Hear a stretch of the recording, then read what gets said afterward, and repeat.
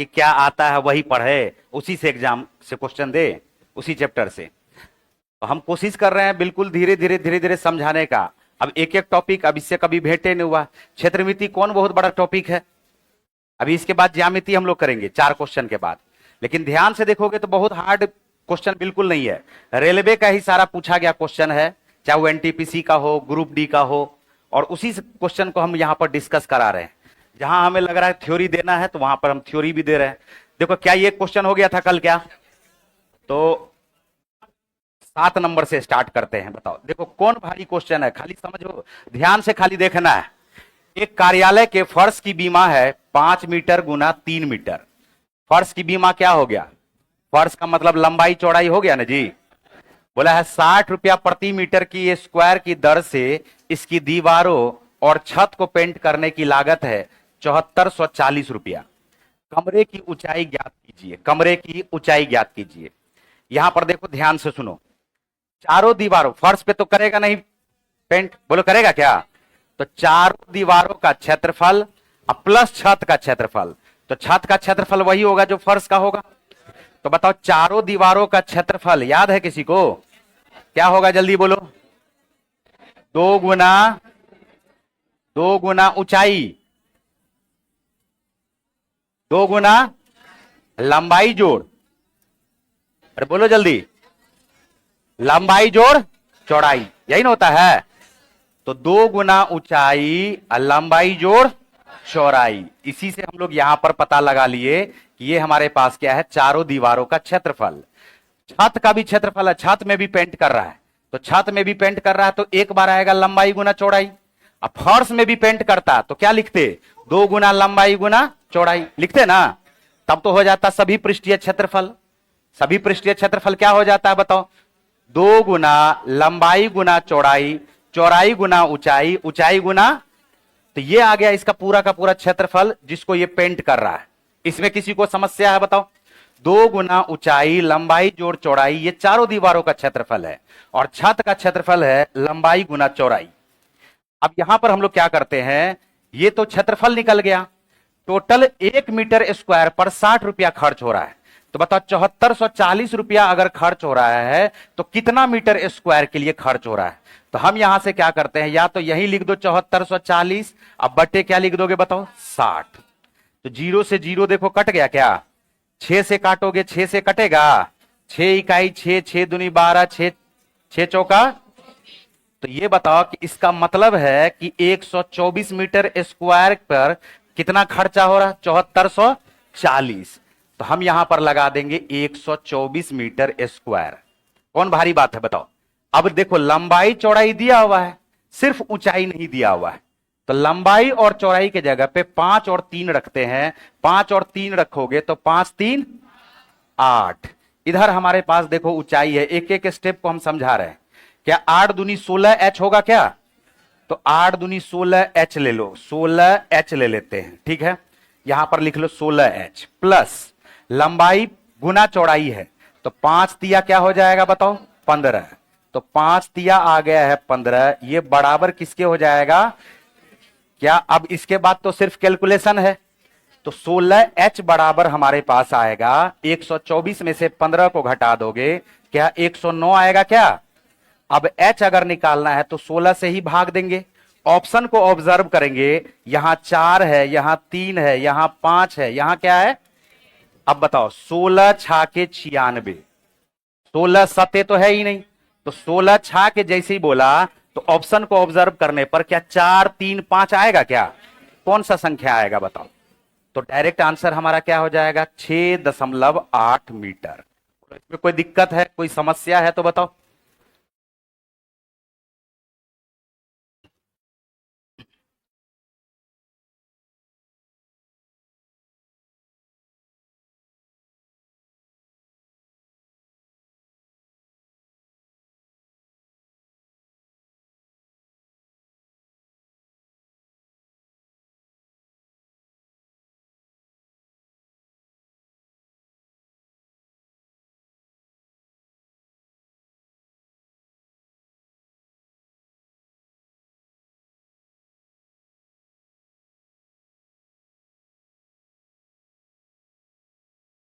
चारों दीवारों का क्षेत्रफल याद है ना, 2 गुना ऊंचाई गुना लंबाई जोड़ चौड़ाई, और छत का क्षेत्रफल होगा लंबाई गुना चौड़ाई। तो कुल आ जाएगा हमारे पास 124। कैसे आया 124? 7440 रुपया खर्च हो रहा है 1 मीटर स्क्वायर पर। 1 मीटर स्क्वायर पर 7440 रुपया खर्च हो रहा है। 1 मीटर स्क्वायर पर 60 रुपया खर्च हो रहा है, तो 7440 मीटर स्क्वायर खर्च होने के लिए हम 60 से जैसे इसको भाग लगाएंगे तो आ जाएगा 124 मीटर स्क्वायर। इसी 124 को इसके बराबर कर दिए, बाकी सॉल्व कर लिए। चले आगे। देखो 8वां नंबर का क्वेश्चन देखो। क्वेश्चन कह रहा है कि एक समानांतर चतुर्भुज है ए बी सी डी, जिसमें एडी और एसी के मध्य बिंदु को मिलाने वाली रेखा की लंबाई 2 इकाई है। यदि समांतर चतुर्भुज का परिमाप 20 इकाई दिया हुआ है तो एडी की लंबाई ज्ञात करे। जैसे ही बोला समांतर चतुर्भुज, तो समांतर चतुर्भुज हमारे दिमाग में आ जाना चाहिए कि समांतर चतुर्भुज होता क्या है। तो समांतर चतुर्भुज क्या होता है, याद है किसी को? वैसा चतुर्भुज जिसके आमने सामने की भुजा बराबर तथा समानांतर हो। बोलो इसमें किसी को कोई दिक्कत है? बिल्कुल दिक्कत नहीं होना चाहिए। ये हमारे पास है ए बी सी और डी। ए बी सी और क्या है, डी है। ठीक है। कहा यह जा रहा है कि एडी और एसी का मध्य बिंदु, एसी का मतलब हो गया ये इसका विकर्ण हो गया, नहीं हो गया? अब एडी का मध्य बिंदु, एडी का जो मध्य बिंदु है, एडी का मध्य बिंदु और एसी का मध्य बिंदु, किसका मध्य बिंदु? एसी विकर्ण का मध्य बिंदु को मिलाने वाली जो रेखा है, इसका लेंथ दिया हुआ 2 इकाई। हमसे क्वेश्चन में पूछा जा रहा है बताइए एडी का लेंथ कैसे निकलेगा। एक थ्योरम होता है मिड पॉइंट थ्योरम, जो ज्योमेट्री में होता है, इस पे ध्यान देना। किसी भी त्रिभुज के जो लिखना चाहते हो उसको लिख सकते हो। Mid point theorem most important theorem है, लिख लो मिड पॉइंट थ्योरम। लिखो मध्य बिंदु प्रमेय, mid point theorem, mid point theorem, मध्य बिंदु प्रमेय, मध्य बिंदु प्रमेय, मध्य बिंदु प्रमेय। किसी त्रिभुज के, किसी त्रिभुज के, किसी त्रिभुज के दो भुजाओं के, किसी त्रिभुज के दो भुजाओं के मध्य बिंदु को मिलाने वाली रेखा, किसी त्रिभुज के दो भुजाओं के मध्य बिंदु को मिलाने वाली रेखा, मिलाने वाली रेखा तीसरी भुजा के, तीसरी भुजा के समांतर, समांतर तथा आधी होती है। तीसरी भुजा के समांतर तथा आधी होती है। मध्य बिंदु प्रमेय, किसी त्रिभुज के दो भुजाओं के मध्य बिंदु को मिलाने वाली रेखा तीसरी भुजा के समांतर तथा आधी होती है। यहां बताओ, जैसे ही इस त्रिभुज में बात करते हैं, क्या है हमारे पास? A D C. क्या ये त्रिभुज दिख रहा है क्या? और इस त्रिभुज के दो भुजाओं के मध्य बिंदु को अगर मिला दिया जाए तो तीसरी भुजा के समांतर तथा आधी होगी क्या? अगर डीसी का आधा 2 है, अगर डीसी का आधा 2 है तो बताओ डीसी का क्या लेंथ होगा? 4। और डीसी का अगर 4 लेंथ है तो एबी का भी क्या लेंथ होगा? एडी का लेंथ अगर x मानोगे तो बीसी का लेंथ क्या मानना पड़ेगा? अब बताओ क्या इसका परिमाप नहीं निकलेगा क्या? तो परिमाप बोलोगे x plus x plus 4 plus 4, तो x प्लस एक्स हो गया 2x, 4 4 8। तो यही हो गया परिमाप। और परिमाप हमारे पास क्या दिया हुआ है? 20। परिमाप दिया हुआ है 20। तो जल्दी बताओ क्या 2x का लेंथ 12 आएगा क्या? और 2x का लेंथ अगर 12 आएगा तो x का लेंथ क्या आएगा?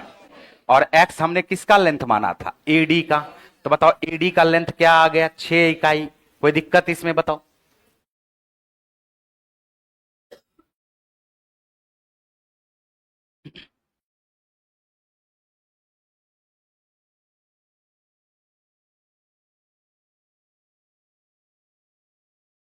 है एक्स,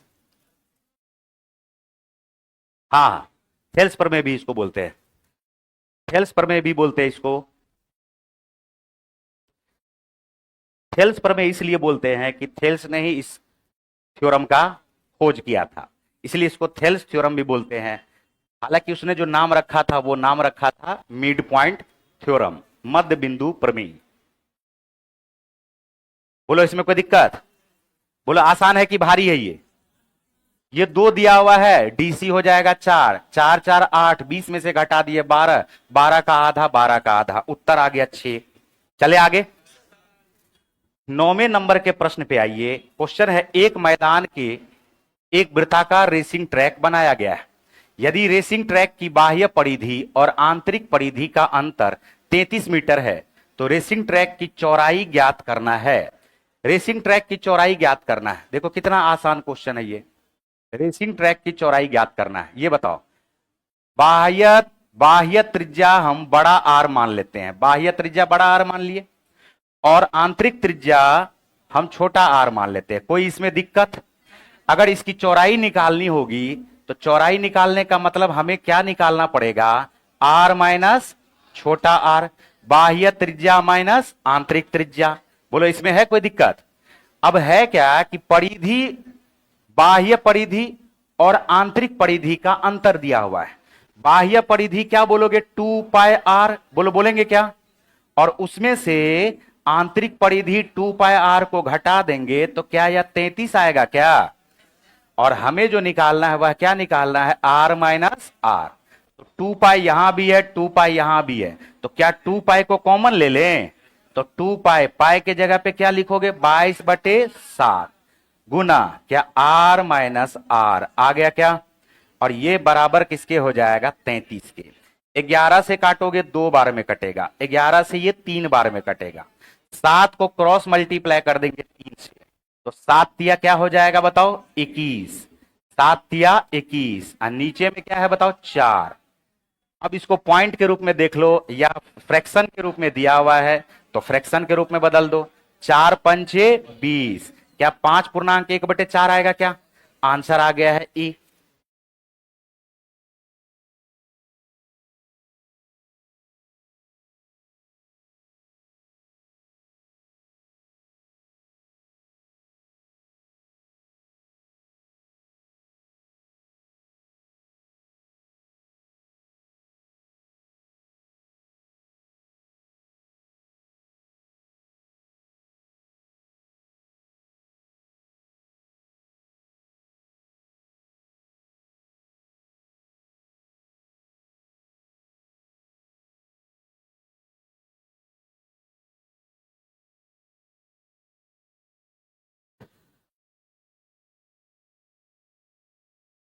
चले आगे,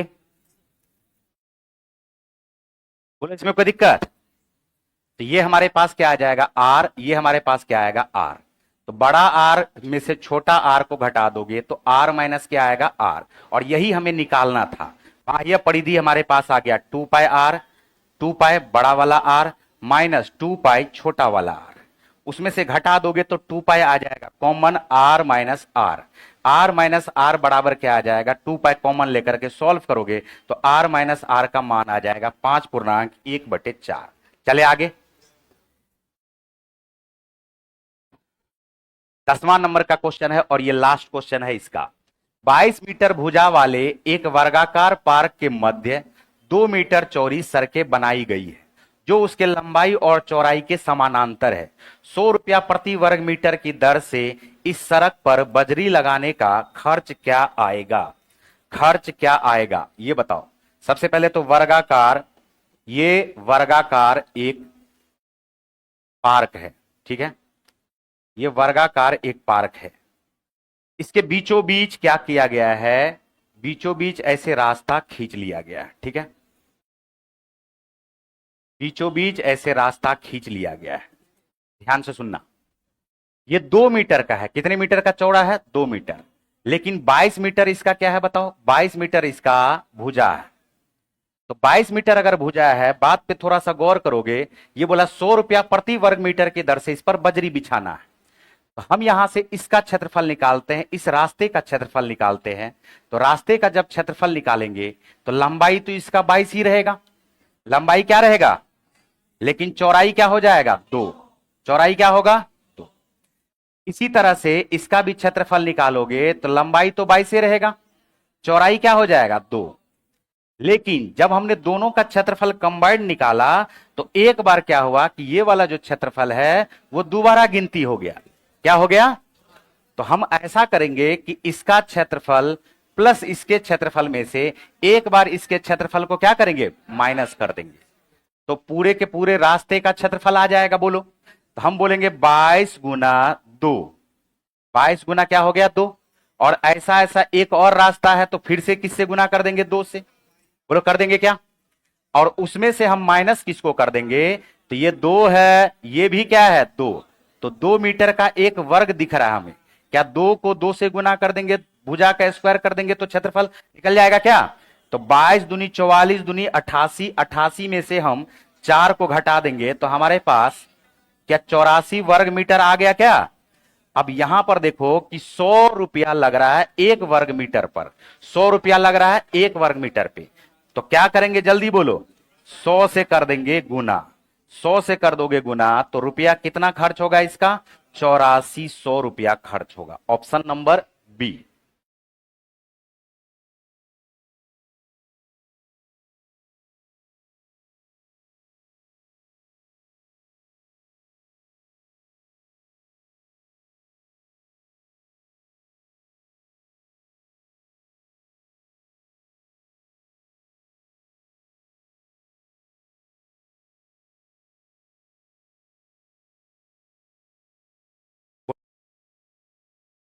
तो स्लो पढ़ाना, कुछ लोग को लग रहा है स्लो आज पढ़ा रहे, लग रहा ना, उसका कारण है स्लो पढ़ाते हैं तो बोलता है फास्ट पढ़ाइए, फास्ट पढ़ाते हैं तो बोलता है स्लो पढ़ाइए।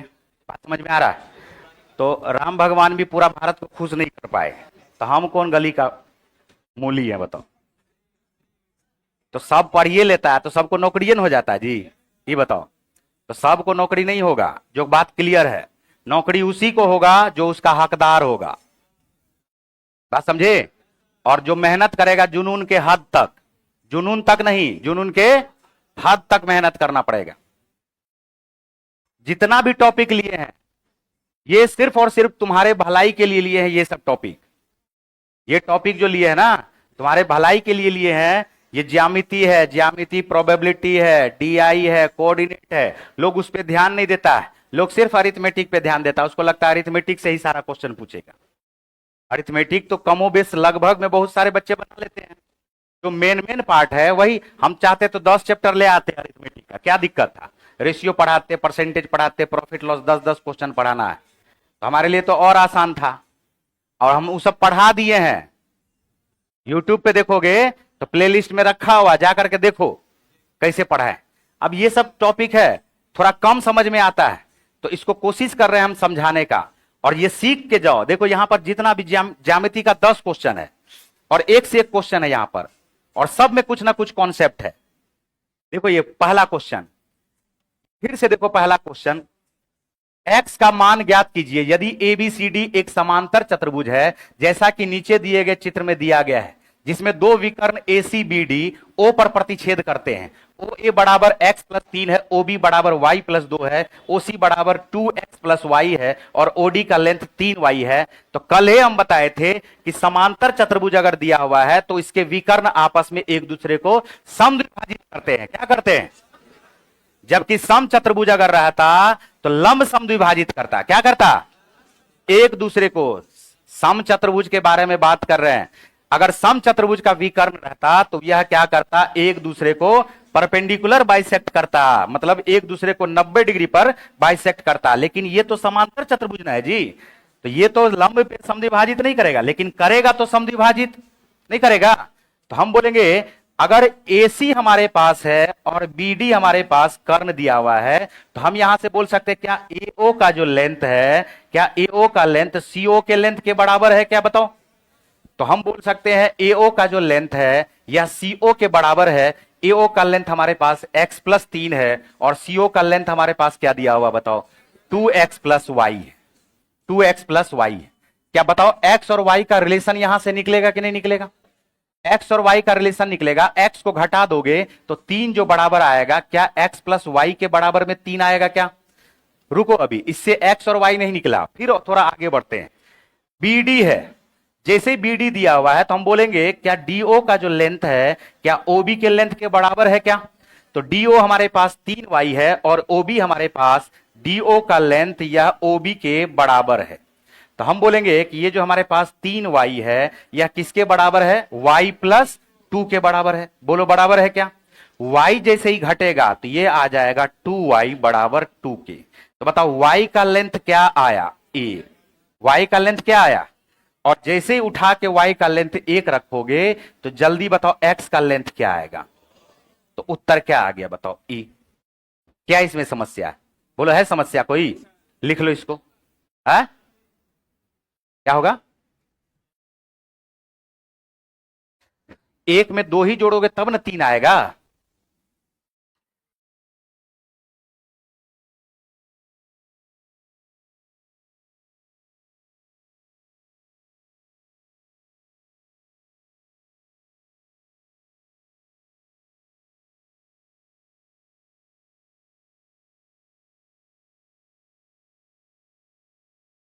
इतना जो कष्ट दे रहा है, उठ के वहां चल जाओ, झूठे से मुंडी को हिला रहा है।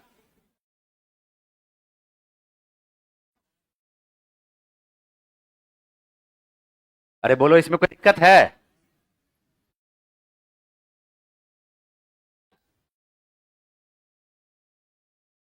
सिर्फ दोनों विकर्ण को समद्विभाजित करता है, एक सिंपल सा कॉन्सेप्ट पे ये क्वेश्चन बन गया। चले आगे, दूसरा नंबर का क्वेश्चन देखो। देखो दूसरा नंबर का क्वेश्चन, बात पे ध्यान देना। देखो अभी जो हम बोल रहे हैं ये हमारे पास क्या है? A B C.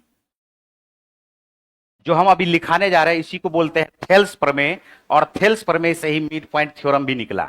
Mid point theorem अभी अभी लिखाए थे ना। देखो यहां पर थेल्स प्रमेय हम अभी लिखा रहे हैं, इसको उधर छोड़ो, साइड छोड़ो। कोई किसी भी भुजा के समानांतर अगर एक रेखा खींच दो, त्रिभुज के अंदर किसी भी भुजा के समानांतर, जैसे हमने बीसी के समानांतर खींच दिया है डी, बीसी के समानांतर हमने क्या खींच दिया है? डी।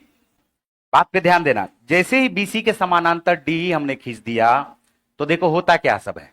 दो गो त्रिभुज बना, एक छोटा वाला एडीई और दूसरा त्रिभुज क्या बना है जल्दी बताओ? बोलेंगे ए बी सी।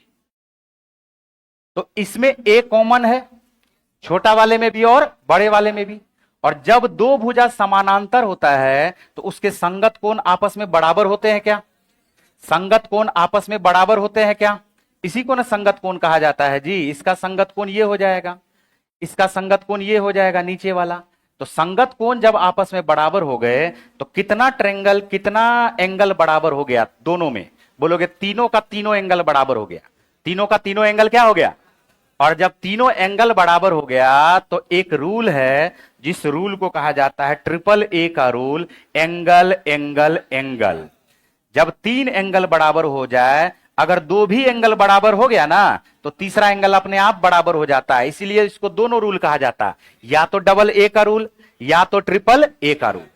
तो ट्रिपल ए के रूल से दो त्रिभुज जो हमारे पास है ए बी सी, ये या ए डी सी, ई पहले लिख लेते हैं, ए डी ई, यह समरूप हो जाता है किसके? ए बी सी के। किसके समरूप हो जाएगा? ए बी सी के। और जैसे ही समरूप हो जाता है, जैसे ही दो त्रिभुज समरूप हो जाए तो उसके संगत भुजा का अनुपात बराबर होता है। किसका बराबर होता है? संगत भुजा का अनुपात बराबर होता है। जैसे ए डी ई जो हमने लिखा है, इसका संगत भुजा ए डी, तो इसका संगत भुजा क्या आएगा? A B.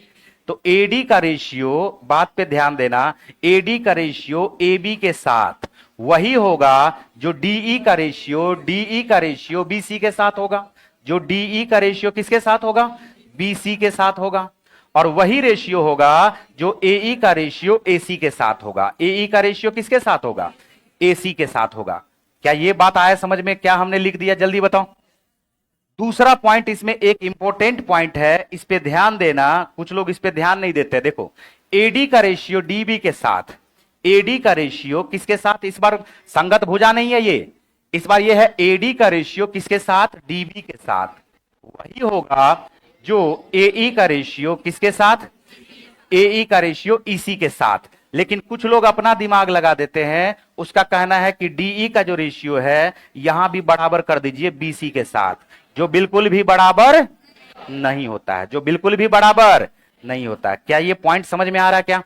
हमने कहा संगत भुजा का अनुपात एडी का रेशियो एबी के साथ वही होगा जो एई का रेशियो एसी के साथ होगा, डीई का रेशियो वही होगा जो बीसी के साथ होगा। लेकिन एडी बटे डीबी बराबर एई बटे ईसी जरूर होगा, लेकिन बराबर नहीं होगा डीई बटे बीसी के। क्या ये बात आ रहा समझ में? और इसी से अभी अभी हमने बताया मिड पॉइंट थ्योरम।